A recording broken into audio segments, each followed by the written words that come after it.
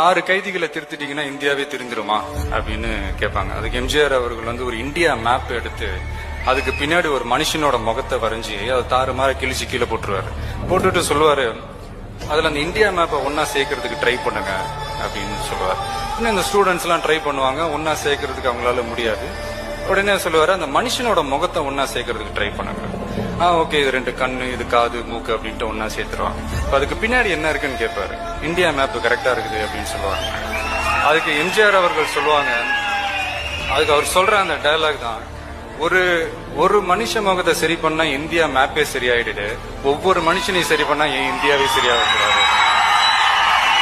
நிமிஷம் நிச்சயம் இல்லாத வாழ்க்கை, முடிஞ்ச வரைக்கும் எல்லாரையும் சந்தோஷப்படுத்துறதுக்காக வாழ்ந்தா எனக்கும் என் ரசிகர்களுக்கும் மற்றவங்களை வாழ வச்சு அழகு பார்க்கறதுக்கு தான் பிடிக்கும். என்ன நண்பா?